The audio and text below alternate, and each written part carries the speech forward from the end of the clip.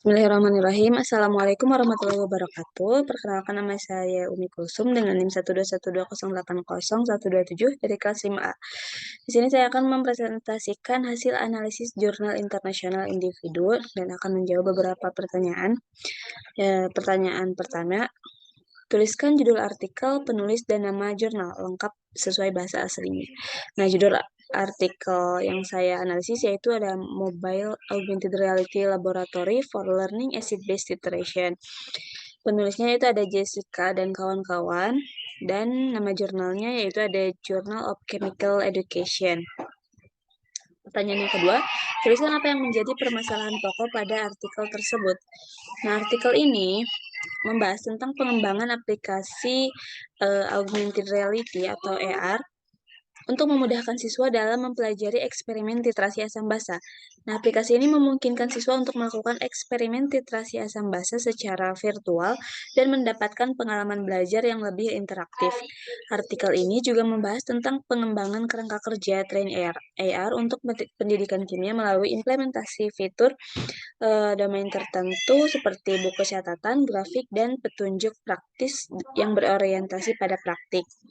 Kemudian untuk pertanyaan yang ketiga, mengapa permasalahan tersebut penting untuk diteliti?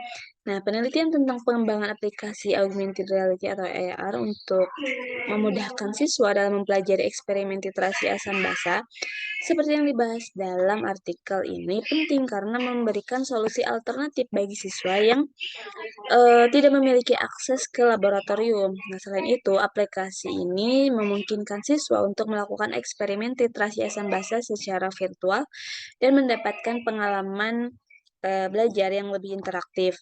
Nah, artikel ini juga membahas tentang pengembangan kerangka kerja Train AR untuk pendidikan kimia melalui implementasi fitur domain tertentu seperti buku catatan, grafik, dan petunjuk praktis yang berorientasi pada praktik. Kemudian untuk pertanyaan yang nomor 4, rumuskan masalah atau tujuan penelitian. Nah, berdasarkan artikel ini, rumusan masalah dan tujuan penelitiannya yaitu untuk rumusan masalah ada dua, yaitu yang pertama, bagaimana rancangan dan pengembangan aplikasi laboratorium augmented reality untuk pembelajaran titrasi asam basa. Dan yang kedua, bagaimana efektivitas aplikasi laboratorium augmented reality untuk pembelajaran titrasi asam basa. Sementara untuk tujuan penelitiannya, yaitu yang pertama, merancang dan mengembangkan aplikasi laboratorium augmented reality untuk pembelajaran titrasi asam basa. Dan yang kedua, yaitu menguji efektivitas aplikasi laboratorium augmented reality untuk pembelajaran titrasi asam basa. Nah, untuk pertanyaan selanjutnya, yang nomor 5, jelaskan kerangka teoretik yang mendukung permasalahan pada artikel tersebut. Kerangka teoretik yang mendukung permasalahan pada artikel ini, diantaranya ada teori belajar konstruktivisme yang berpendapat bahwa siswa belajar secara aktif dengan membangun pengetahuan mereka sendiri berdasarkan pengalaman dan pemahaman mereka sebelumnya. Kemudian ada teori pembelajaran bermakna yang berpendapat bahwa siswa belajar dengan cara menghubungkan informasi baru dengan pengetahuan yang sudah mereka miliki. Kemudian ada teori pembelajaran berbasis teknologi yang berpendapat bahwa teknologi dapat digunakan untuk meningkatkan efektivitas pembelajaran. Nah, kemudian ada beberapa penelitian juga yang mendukung kerangka teoretik ini, yang yaitu ada penelitian oleh Huang et al. Dan penelitian menurut Kim et al. Yang menunjukkan bahwa penggunaan aplikasi laboratorium AR dapat meningkatkan kemampuan siswa dalam melakukan eksperimen kimia. Kemudian untuk pertanyaan nomor 6, identifikasi siapa atau apa yang menjadi subjek penelitian dan bagaimana metode desain dan prosedur atau langkah-langkah penelitian dilakukan. Nah, semua pengumpulan data dan interaksi dengan peserta dilakukan secara online. Nah, 15 peserta direkrut dari sekolah menengah atas di dunia di 2 universitas di Belgia. Nah, sebelum memulai penelitian sendiri, izin etika diberikan dari Komite Etika di KU Leuven. Nah, tujuan dari tes ini adalah untuk mengeksplorasi kegunaan aplikasi dan hasil pembelajaran dan menerima umpan balik mengenai pengalaman pengguna. Aplikasi ini sendiri tersedia sebagai versi beta di Play Store. Kemudian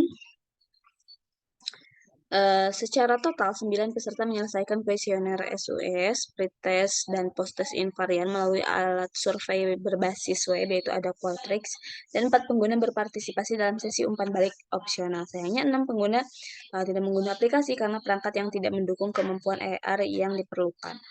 Nah, oleh karena itu, hanya hasil dari pengguna yang menyelesaikan kuesioner yang dilaporkan di sini. Kemudian untuk pertanyaan selanjutnya, ada identifikasi bagaimana bentuk atau jenis instrumen yang digunakan untuk mengukur indikator atau aspek yang dipilih. Bagaimana data-data dikumpulkan untuk menjawab permasalahan. Nah, jenis jenis instrumen yang digunakan pada artikel ini yaitu menggunakan kuesioner SUS, interview atau wawancara, pretest, dan pretest atau post-test invariant. Kuesioner SUS ini digunakan untuk mengeksplorasi kegunaan sistem yang mana skor SUS pada skala yang diusulkan oleh Bangor untuk lab MAR sendiri adalah 72,8 atau 14,0. Nah, menurut skala ini hasilnya dapat dianggap baik dengan kegunaan yang dapat diterima. Hasil ini selaras dengan studi kegunaan pertama yang dilakukan untuk mengembangkan kerangka interaksi Train AR yang juga menggunakan interaksi eksplisit dengan tombol. Nah, interaksi pengguna dengan sistem dikumpulkan melalui Unity Analytics. Nah, data yang dikumpulkan termasuk waktu yang dihabiskan dengan aplikasi, jumlah petunjuk yang diberikan selama percobaan titrasi, jumlah interaksi dengan buku catatan, dan jumlah kesalahan dalam pertanyaan pilihan ganda. Untuk pertanyaan nomor 8, bagaimana cara mengolah dan menganalisis data yang dilakukan? Deskripsikan. Nah, seperti yang telah dijelaskan sebelumnya, skor SUS pada skala yang diusulkan oleh Bangor ini adalah sebesar 72,8. Nah, yang hasilnya dapat dianggap dengan baik dengan kegunaan yang dapat diterima. Kemudian, pretest atau post-test invarian dirancang untuk menguji pengetahuan peserta tentang konsep asam basa dan titrasi. Di sini berisi 11 pertanyaan pilihan ganda. Kemudian uji T-nya tidak menemukan signifikan difference dalam skor rata-rata pada pre-test dan post-test. Dengan demikian, kami menyimpulkan bahwa tidak ada signifikan belajar efek karena penggunaan platform ukuran sampel yang kecil dapat menjelaskan hasil ini. Namun, mengatasi kekurangan yang diidentifikasi melalui data yang dikumpulkan dapat membantu meningkatkan sistem sehingga perolehan pembelajaran dapat ditunjukkan dengan ukuran sampel yang lebih besar pada tahap selanjutnya dari pengembangan MER Lab. Kemudian pertanyaan yang 9, bagaimana deskripsi temuan dan kesimpulan dari penelitian? Nah, laporan ini mempresentasikan desain, pengembangan, dan uji pendahuluan aplikasi MER Lab. Kemudian aplikasi seluler ini dirancang untuk memungkinkan praktik keterampilan laboratorium di mana-mana dalam konteks kursus kimia sekolah menengah dan sarjana. Sebagai bagian dari siklus desain berulang, elemen domain spesifik seperti buku catatan, representasi grafis, dan petunjuk praktis diidentifikasi dan digunakan untuk memenuhi kebutuhan pendidikan. Elemen-elemen ini dapat digunakan sebagai pedoman untuk menciptakan pengalaman baru menggunakan kerangka Train AR dalam konteks pendidikan kimia. Sementara awal, hasil saat ini menunjukkan bahwa meskipun siswa mengalami kesulitan teknis, alat ini memiliki kegunaan yang dapat diterima. Selain itu, siswa dapat menggunakan aplikasi secara mandiri, yaitu mereka dapat menyelesaikan pelatihan dalam pengaturan jarak jauh tanpa pengawasan.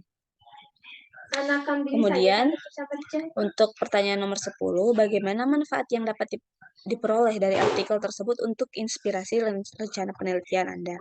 Nah, artikel ini dapat memberikan inspirasi bagi saya untuk mengembangkan aplikasi pengembangan aplikasi augmented reality yang dapat digunakan dalam pembelajaran kimia dalam merancang penelitian yang terkait dengan aplikasi AR. Artikel ini dapat menjadi referensi untuk mengembangkan instrumen penelitian seperti kuesioner atau wawancara untuk mengevaluasi kegunaan dan efektivitas aplikasi.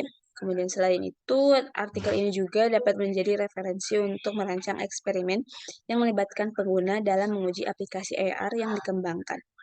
Mungkin itu saja yang dapat saya sampaikan. Mohon maaf bila ada kesalahan. Terima kasih. Wassalamualaikum warahmatullahi wabarakatuh.